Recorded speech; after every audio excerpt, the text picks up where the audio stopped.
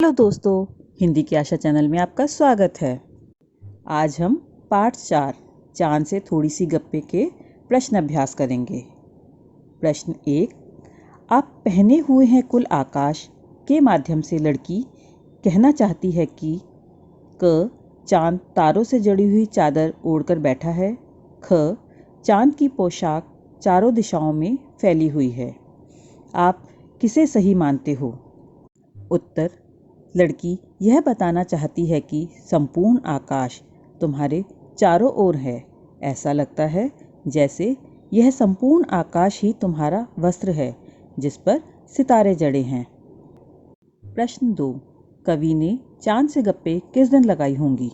इस कविता में आई बातों की मदद से अनुमान लगाओ और उसका कारण भी बताओ। दिन पूर्णिमा, अष्टमी से पूर्णिमा के बीच, प्रथमा से अष्टमी के बीच। उत्तर, दिन पूर्णिमा, कारण चांद पूरी तरह गोल नजर आता है। दिन अष्टमी से पूर्णिमा के बीच, कारण चांद तिरछा नजर आता है। दिन प्रथमा से अष्टमी के बीच, कारण चांद बहुत पतला नजर आता है। मेरे विचार से कवि ने चांद से अष्टमी से पूर्णिमा के बीच गप्पे लगाई होंगी। प्रश्न 3, नई कविता में तुक या छंद के बदले बिंब का प्रयोग अधिक होता है। बिंब वह तस्वीर होती है जो शब्दों को पढ़ते समय हमारे मन में उभरती है।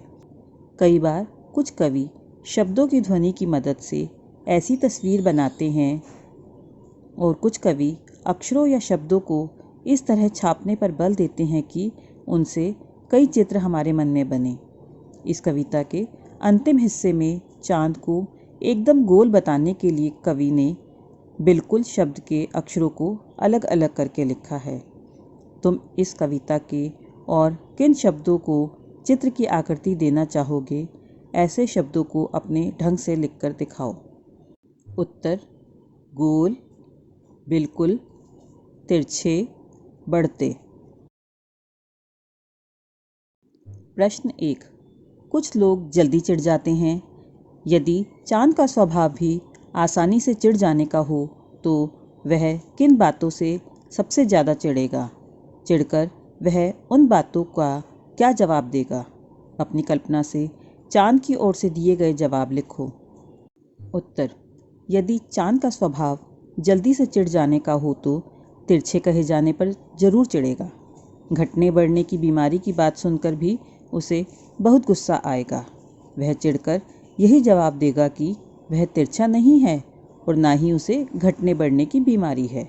यह हमारी नज़र का फेर है कि वह हमें तिरछा नज़र आता है।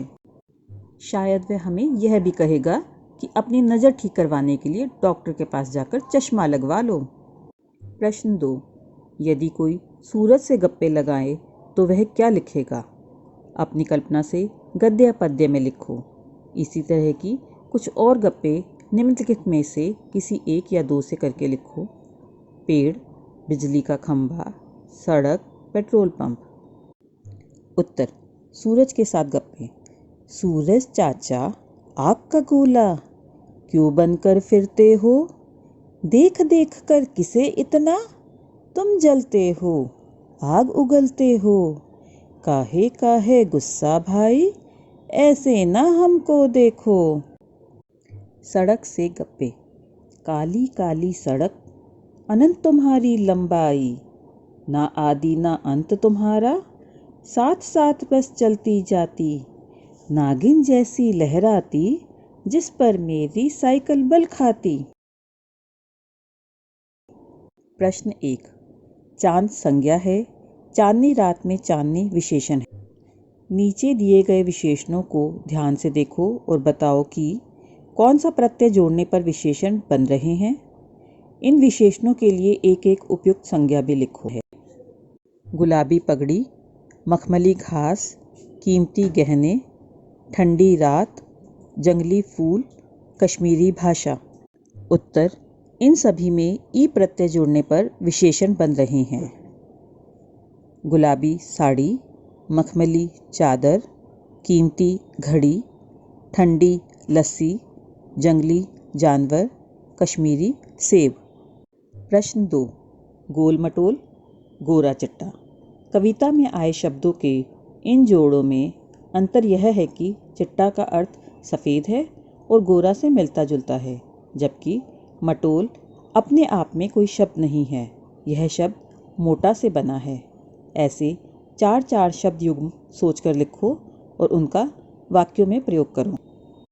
उत्तर चाय वाय।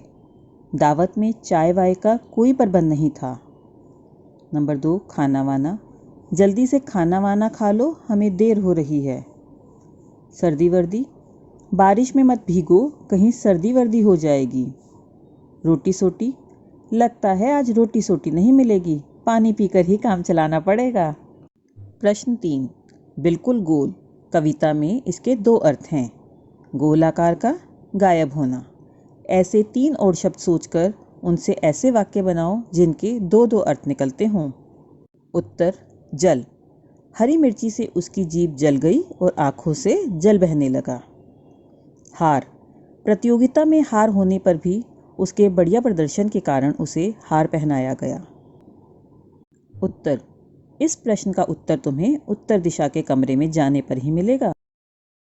प्रश्न 4 ताकि, जबकि, चूंकि, हालांकि।